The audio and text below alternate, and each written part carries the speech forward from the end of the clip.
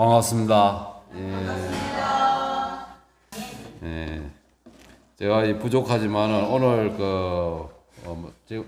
주 제목은 우리를 필요를 채워 주시는 분이라는 이런 제목으로 말씀을 제가 한번 드려보겠는데요. 제가 하는 일은 없습니다. 제가 하는 일은 모든 것이 하나님의 은혜로 이루어지는 것이지 저를 드러내는 순간 어때요? 저의 믿음은 이렇게 땅으로 꺼지고 제 신앙생활은 다른 것으로 갈 수밖에 없는 것을 저는 또 신앙을 하면서 느꼈고 또 그러한 가운데서 오늘 또 말씀을 준비를 해보았습니다. 그래서 나의 도움은 어디서 올까라는 것을 또 우리 모두가 스스로 한번 생각해 보시길 바라면서 우리의 도움은 천지를 지으신 하나님 여호와께서 에게서 온다는 것을 우리는 다 잘 알고 있습니다. 알고 있지만 이 말씀을 통해서 한 번 더 상기시키고 그런 뜻에서 말씀과 예언의 말씀을 제가 좀 참고로 해서 살펴보고자 합니다. 우리 함께 말씀으로 또 들어가시길 바라겠습니다.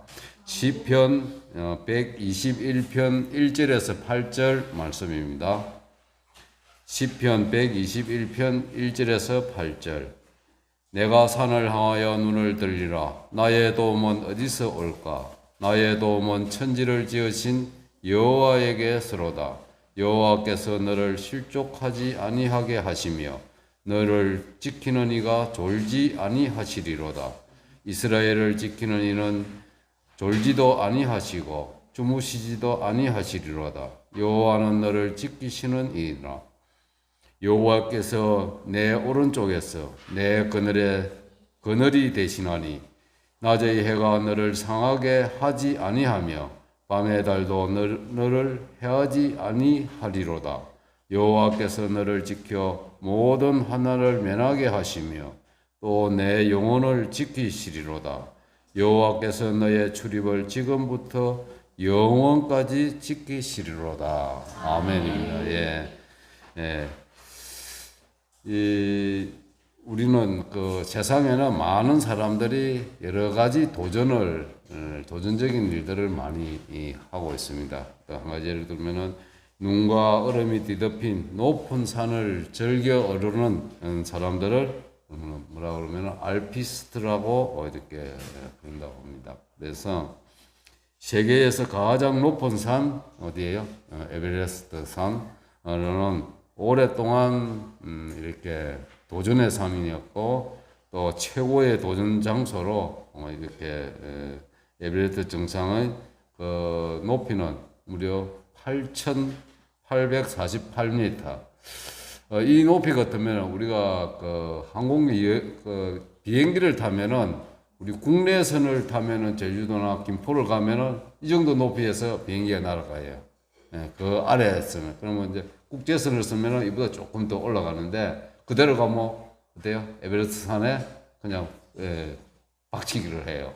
그 정도 높은 곳인데 그래서 이것은 매우 험하고 얼어붙은 추위와 깎이는 절벽이고 또 빙하가 깊고 갈라진 틈을 우리가 사진이나 이런 데서 보면 그런 거 있죠. 그런 것을 크레바스라고 이렇게 해요. 그 외에도 그러니까 등산가들은 또 여러 가지 이 고산병으로 이렇게 또 동상 이런 것으로 고생을 합니다. 초기에는 에베레스트 등반을 시도했던 이들 중에 중도를 포기를 하거나 또 다시 돌아오지 못한 그런 경우들이 있었습니다. 지금도 그런 경우들이 있고요. 그리고 제 고등학교 동기 동창 친구 중에 지금 한 달에 한 번씩 저희들이 모임을 하고 있는데 지금도 한 달에 한 번씩 만나고 있는 친구가 있는데 이 친구가 30여 년 전에 옛날에 아마 우리나라 등반대에 큰 사고들이 있었어요. 그때 같이 간 친구인데 갔다 오고 나서 후유증으로 그러니까 귀하고 코하고 손하고 발 이런 뭐랄까 이 마디 튀어나온 것이 다 이그러져 버려요. 예, 그러니까 뭐 어떻게 보면 우리가 볼 때는 정말 보기가 민망할 정도로 정말 민망해요. 이 그냥 여기 코가 그냥 납작하고 귀가 없어요. 귀가 없고 손이 그냥 손마다 하나도 없어요. 예, 발가락도 마찬가지고. 예. 그런데 그 친구는 자랑스럽게 생각해요. 예, 그것을 우리가 볼 때는 저 보기 오래 본인을 하고 인사하고 그러니까 막 반갑다고 이렇게 하고 오래 보기가 좀 민망할 정도인데 근데 그 친구는 오히려 그런 것을 자랑스럽게 생각을 하고 있더라고요. 그래서 예, 그런 그 경우들이 있는데 그래서 그 여기도 그 보면 그 글의 내용을 보면은 1953년 5월 29일 오전 11시 30분 7주에 걸친 등반 끝에 뉴질랜드 등반가 에드먼드 힐러리와 그의 네팔린 가이드 댄징 노르가이가 에베레스트 정상을 밟았습니다. 밟기는 밟았는데 그 순간이 너무 그 산이 너무 높기도 하고 산소가 너무 적어서 정상에 15분밖에 못 있었다고 그래요. 15분밖에 있을 수가 없어서 그들은 그 15분 동안에 그 기분을 만끽하고 즐기고 하면서 사진도 찍고 즐거움을 추억을 남기고 이제 내려오는 길에 너무 기쁜 거예요. 너무 기쁘고 좋고 이렇게 하다 보니까 다른 나라 사람들이 오는 사람들한테 막 이야기하고 혹시 우리가 해냈다고 자랑스럽게 하는 그런 부분이 있어서 그래서 이제 그 자기도 모르는 다른 나라 사람들 올라가는 길에 막 자랑하고 싶어 가지고 이제 같은 동료들하고 조지 이봐 조지 우리가 해내서 우리가 해냈다고 이렇게 하고 막 이렇게 정말 자아자찬 그리고 너무 기쁜 나머지 그런 하는 거예요. 그래서 정상 등반 성취의 기쁨을 감출 수가 없는 그런 표현을 이렇게 한 것 같습니다. 그래서 산과 등산에서 우리는 중요한 교훈을 이렇게 얻을 수가 있는데요. 사회적 사다리를 오르고 있다면은 높이 올라갈수록 돼요. 바람은 거칠어지고 또 반대라 이런 부분은 이렇게 부딪히게 되는 것은 당연한 것입니다. 그래서 그런 우리의 그 경험도 있습니다. 그래서 높은 산 꼭대기는 외로운 곳이며 정직하고 실력이 있는 지도자라도 오해와 비난과 반대에 부딪히는 것은 우리가 현실 속에서도 보고 있습니다. 그래서 이 사실을 우리 성경에서 보면은 광야의 모세와 이스라엘 백성을 경험에서 우리가 알 수가 있고 교훈을 얻을 수가 있습니다. 그래서 성공적인 지도자는 창의적이야 이렇게 하지만은 혁신에는 그러니까 반대와 이렇게 이런 여러 가지 고난이 다가온다는 것입니다. 그래서 우리 현실적 정치인도 지금 우리가 뭐 현실에 있는 분도 마찬가지입니다. 우리 현지 대통령도 검찰총장 때는 거의 국민 대다수가 다들 뭐 괜찮게 한다, 잘한다고 이렇게 했는데 대통령이 되고 나서는 어떻습니까? 뭐 여러 가지 부딪히는 게 많고 또 거센 바람으로 인해서 지금 여러 가지 힘들어하고 있는 정치를 하고 있습니다. 그렇듯이 우리는 모든 것이 그렇습니다. 그래서 영적인 관점에서 이렇게 살펴보면은 유대 시대의 산 위에와 모든 푸른 나무 아래 이방신의 산당이 세워졌던 때가 있습니다. 이때는 어떤 데가 하면은 열왕기상 14장 22절에서 23절 말씀해 보면은 유다가 여호와 보시기에 악을 행하되 그의 조상들이 행한 모든 일보다 뛰어나게 하며 그 범한 죄로 여호와를 노엽게 하였으니 이는 그들도 산 위에와 모든 푸른 나무 아래 산당과 우상과 아세라상을 세웠음이라 했습니다. 그래서 이 본문 기자는 내가 산을 향하여 눈을 들리라. 나의 도움이 어디서 올까? 라고 묻고 나서는 산이 아니라 천지를 지으신 여호와에게서 도움이 온다고 이렇게 말씀을 하고 있습니다. 그래서 큰 산은 장엄하고 위험하지만은 그 자체로는 아무 능력이 없는 그러한 산일 뿐입니다. 산일 뿐, 존재일 뿐이고, 그래서 여기 열왕기서는 유다에는 우상과 아세라상도 마찬가지로 아무 능력이 없는 우상에 불과하다는 것입니다. 그래서 우리가 믿는 오직 하나님 한 분을 믿고, 오늘 우리가 그 안식일학교 때 그 삼행시, 사행시, 오행시, 육행시에 여러분들이 좋은 내용들을 이렇게 하시고 정말 감명 깊고 우리 안식일학교 교장님이 정말 좋은 착안으로 이렇게 해줘서 우리 성도들이 하나님의 사랑하는 것이 정말 이런 것이다 하는 것을 우리가 또 다시 한번 살펴보았습니다. 그래서 우리들은 세상에 살아가는 동안 수많은 영적 우리가 도전을 받고 있는데요. 이럴 때 우리는 어떻게 합니까? 하나님께 매달리고 하나님께 기도드리고 하나님의 말씀을 들고 우리가 읽고 묵상하고 기도하는 우리 백성들이 대부분이죠. 거의 모두 그렇게 하지 않는 분들이 아마 이 자리에 아무도 없을 것이라고 믿습니다. 그래서 본문 말씀 1절 2절에 보면은 내가 산을 향하여 눈을 들리라. 나의 도움이 어디서 올까? 나의 도움은 천지를 지으신 여호와께서로다. 그래서 원고 51페이지에 보면은 하나님은 모든 필요를 공급해 주시기 위하여 가까이 오심. 진정한 행복은 도움이 필요한 사람들을 이기심 없이 도우려고 노력하는 가운데 찾을 수가 있다. 하나님은 연약한 자를 도와주시고 힘이 없는 사람에게 힘을 주신다. 시련과 투쟁과 빈곤의 극심한 싸움터에서 싸우는 하나님의 일꾼들은 반드시 그만큼 큰 보호를 받는다.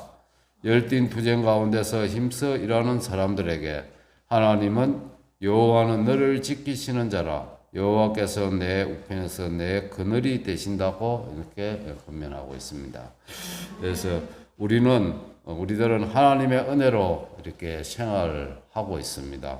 그래서 하나님의 은혜가 없이는 우리가 한순간도 살아갈 수 없으며 지금 이 자리에 함께 할 수도 없습니다. 그래서 온 우주가 운영되는 것은 하나님의 은혜이고 하나님의 사랑이고 은혜임을 우리가 모두 하나님을 믿는 모든 사람들은 찬양과 감사로 우리가 드리지만은 이러지 못한 사람들이 이것을 깨달지 못하는 사람들이 이 세상에 너무나 많이 있습니다. 그래서 이런 것을 이 사실을 하나님이 모든 것을 운영하시는 사실을 망각하고 있는 사람들에게 우리들은 이 사실을 그들에게 알리는 것이 알리고 그들에게 그것을 내용을 깨닫게 해주는 것이 우리들의 사명이라고 이렇게 이야기하고 있습니다.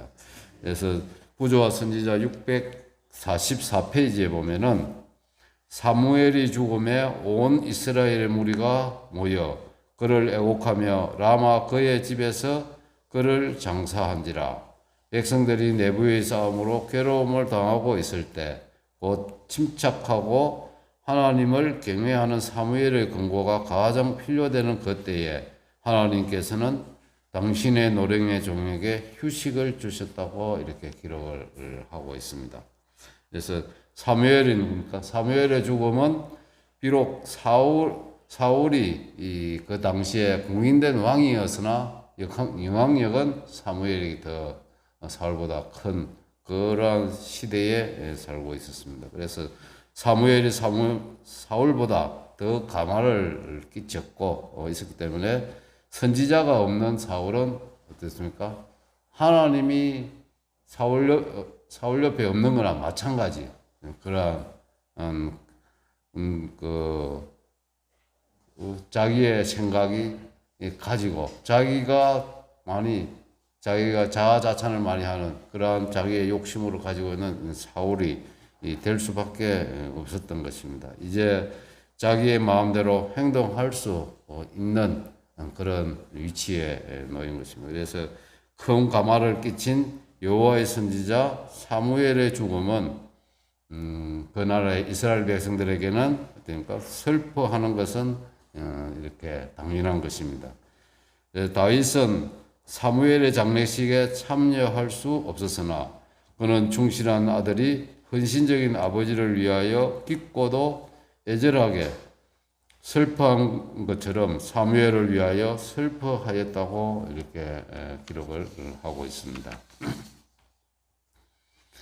다윗은 사무엘의 죽음으로 사울의 행동을 제어하는 다른 한 속박이 깨어졌음을 알고 있었습니다. 그래서 이 사무엘이 이 죽음은 다윗에게는 그래도 지금 쫓겨다니고 있는 몸인데 더 이제는 어느 부분을 더 위험을 크게 느낄 수 있었던 것입니다. 그래서 선지자가 살아있을 때보다 더 안전하지 못함을 느꼈으므로 사무엘의 죽음은 곧 다윗의 위기에 봉착한 것입니다. 그래서 사울의 주목이 사무엘의 그 죽음을 슬퍼하는 그 애도의 기간, 장례의 그 기간에 다윗은 보다 더 안전한 곳으로 이렇게 피할 수 있는 기회를 얻음으로 반란 강요로 이렇게 도망할 수 있는 그런 기회를 가졌습니다. 그래서 다윗이 보다 더 안전한 곳으로 피할 수 있는 기회를 얻은 것은 누구 때문입니까? 누구의 도움입니까? 하나님의 은혜의 개입이 되었기 때문에 그것이 가능한 것입니다. 그래서 도망자의 신세로 이 거친 황야에서 다윗은 선지자가 죽은 것과 왕이 그의 원수라는 것을 알고 이렇게 노래를 하였는데 그 노래가 오늘 제가 드리는 그 본문 말씀 시편 121편 2절에서 8절 말씀인 것입니다. 나의 도움은 천지를 지으신 여호와에게로다. 여호와께서 너를 실족하지 아니하시며 너를 지키시는 이가 졸지 아니하시리로다. 이스라엘을 지키시는 이는 졸지도 아니하시고 주무시지도 아니하시리로다. 여호와는 너를 지키시는 이시라. 여호와께서 내 오른쪽에서 내 그늘이 되시나니 낮의 해가 너를 상하게 하지 아니하며 밤의 달도 너를 해하지 아니하리로다. 여호와께서 너를 지켜 모든 환란을 맹쾌하시며 또 내 영혼을 지키시리로다. 여호와께서 너의 출입을 지금부터 영원까지 지키시리로다. 아멘입니다. 기별 315페이지에 보면은 인간은 은혜의 신하처럼 자비의 발판에 앞에 엎드려 탄원하는 자처럼 무릎을 꿇어 나아가야 한다고 권면합니다. 그리고 그는 하나님의 손에 있는 자비의 은사를 매일 밟게 될 때에 그는 마음 가운데 고마움을 항상 느끼며 공로 없이 얻은 은총을 인해서 감사와 찬송의 말로서 고마운 뜻을 표현해야 할 것이다 라고 이렇게 권면하고 있습니다. 그래서 여러분들도 나의 현 위치가 지금 이 순간 예배 드리고 있는 이 순간이 하나님의 은혜임을 감사와 찬송으로 하나님께 영광 돌리시길 바라겠습니다. 천사들은 그의 일생을 통해서 그가 가는 모든 길에서 보호해 주셨으며 그가 볼 수 없었던 많은 올무들 가운데서 그를 건져내셨습니다. 결코 졸거나 잠자는 일이 없는 눈을 가지고 보호하시며 살피시는 하나님을 위하여 그는 모든 기도 가운데 자신을 위한 하나님의 봉사를 인정해야 한다고 이렇게 하이프는 권면하고 있습니다. 시편 91편 11절에 보시면은 그가 너를 위하여 너희의 천사들을 명령하사 내 모든 길에서 너를 지키게 하심이라고 했습니다. 하나님은 천사를 보내시어 진실한 주의 백성을 보호하시고 위기에서 구원해 주신다고 이렇게 말씀을 하십니다. 우리를 지키시고 보호해 주시는 사랑과 은혜의 하나님에 대한 감사한 마음이 우리 성도님들의 모든 생활 속에서 또 찬송과 감사의 말이 항상 흘러나와야 함을 우리는 또 깨닫게 되고 또 느끼고 하나님께 늘 그 찬송을 드려야 함을 기억하시길 바랍니다. 그래서 자만은 그러니까 믿음의 최대의 적이다. 예. 그리고 내가 해결할 때 자아가 드러낼 때 믿음은 위태로워진다. 예. 그리고 내가 해결할 수 없을 때 믿음은 견고해진다. 이 말 어디서 들어본 기억이 있으세요? 없으세요? 우리 안집사님, 공유사님 뭐 기억이 안 나세요? 예. 지난주 목요일 날 우리 창원교회 김동수 목사님께서 그 우리 전도에 가서서 이 말씀 중에 이 말이 있었어요. 예, 있었는데 이 자아를 드러낼 때는 그 믿음이 이렇게 할 수가 없다는 그런 말씀이 있었습니다. 그래서 우리의 자아는 드러내면 드러낼수록 믿음은 이상한 방향으로 갈 수가 있음을 여러분들 조심하여 주시길 바라겠습니다. 그래서 하나님의 영광으로 성화된 입술은 성도들의 집회에서만 하나님의 자비를 선포할 뿐 아니라 어느 곳에든지 주님의 증인들이 되어야 한다고 이렇게 권면하고 있습니다. 세상은 우리의 창조주를 위한 경외심이 점차로 결핍되어 가고 있으며 주님의 위대하심과 존엄하심에 대하여 점점 냉담해가는 상태를 엿볼 수 있습니다. 그러나 하나님께서는 마지막 날에 살고 있는 우리들에게 말씀하고 계십니다. 우리들은 폭풍과 무서운 천둥 소리 가운데서 주님의 음성을 듣고 있는 이 순간, 또한 지진으로 말미암아 생기는 재난들에 대한 우리는 시시때때로 또 매체를 통해서 또 소식을 듣고 접하고 있습니다. 모든 것을 휘슬어가는 파괴적인 요소들이 되는 것에 대하여 우리가 순간순간 매일 핸드폰으로 또 텔레비전으로 이렇게 보고 있는데요.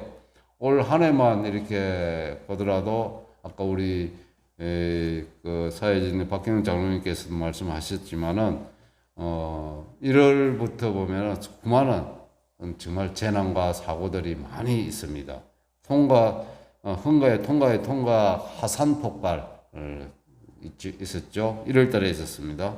그리고 티르기에서 일어난 지진 7.8이라는 그 지진으로 인해서 사망자들이 5만 명.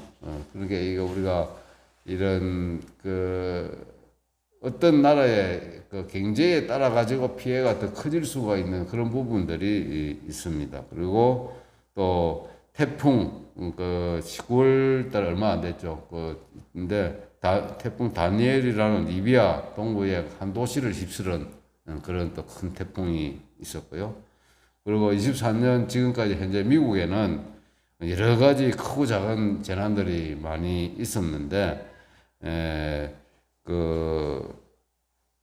576억 달러, 우리나라 돈으로 76조 4천 몇백만 원 이렇게 피해를 보았는데 인명피해도 253명이 죽었다고 그래요.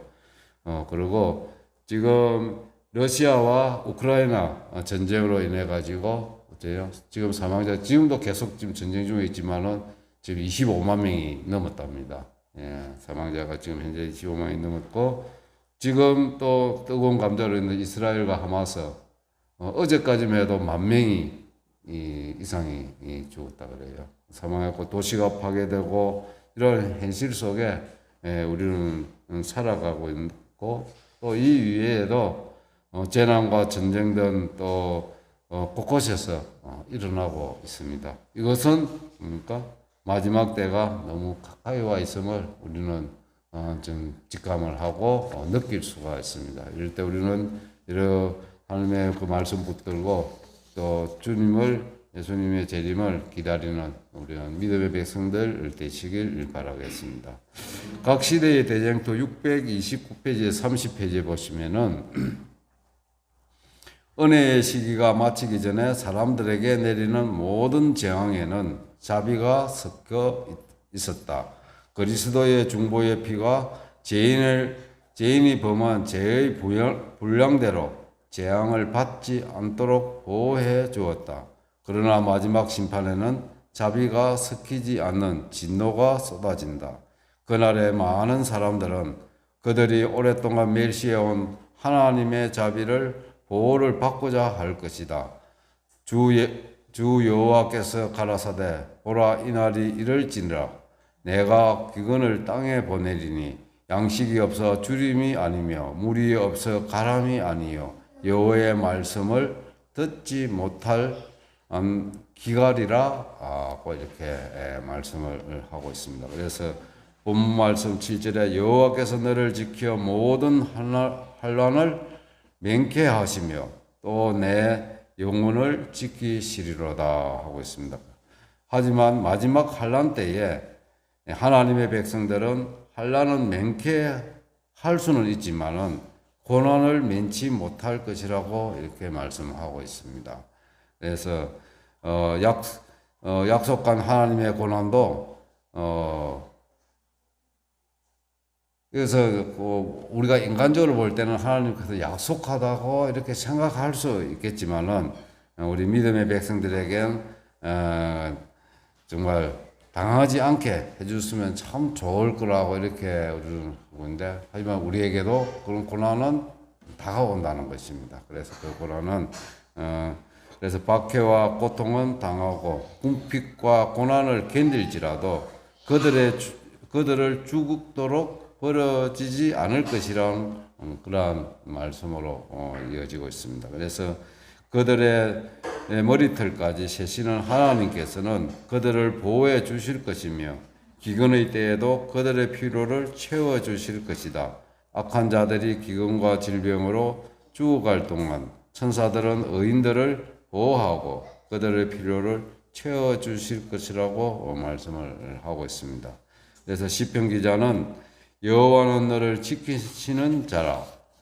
여호와께서 내 우편에서 내 그늘이 되시나니 낮의 해가 너를 상하지 아니하며 밤의 달도 너를 해하지 아니하리로다. 여호와께서 너를 지켜 모든 환난을 맹쾌하시며 또 내 영혼을 지키시리로다. 보겠습니다. 하나님은 우리의 영혼을 지켜 주신다고 말씀을 하고 있습니다. 교회정원 5권 754페이지에 보면은 하늘에서 통치하고 계신 인분은 우리의 구주이시다. 하나님의 진노의 화살이 그분의 원수들의 심장에 꿰뚫을 때 그분의 백성은 그분의 손안에서 안전할 것이다 하고 이렇게 권면하고 있고요. 또 하인 여사는 보감 439페이지에 보면은 끝날까지 나는 우리가 이때에 행한 일이 사람들의 마음과 영혼에 깊이 감명되기를 간절히 기원한다. 난처한 일들은 증명할 것이나 우리는 하나님을 믿는 가운데로 서로 격려하자. 우리는 표준을 낮추지 말고 우리의 믿음을 주장하사 온전케 하시는 분을 바라보는 중에 그것을 높이 쳐들도록 하자. 영적 표준을 낮추지 말라고 이렇게 권면을 하고 있습니다. 그리고 그대의 입에서 나오는 기별이 하나님의 성령의 능력으로 채워지게 하라고 이렇게 권면하고 있고요. 그리고 일찍이 우리가 성령의 특별한 인도하심을 필요로 한 때가 있다면 그것은 바로 지금이라고 이렇게 이야기하고 있습니다. 그래서 우리는 철저한 헌신을 필요로 한다는 것을 가이프는 권면을 하고 있습니다. 기별이 406페이지에 보면은 주님께서 내게 믿음을 더하여 주셔서 내가 주님을 알기 위하여 계속 전진하게 되고 주의 뜻을 더욱 완전하게 수행할 수 있게 되기를 바랍니다. 주님은 선하심으로 크게 찬양을 받으셔야 합니다라고 하이거는 금연을 또 하고 있고요. 끝날까지 같이 하심. 우리의 필요를 채워주시는 분.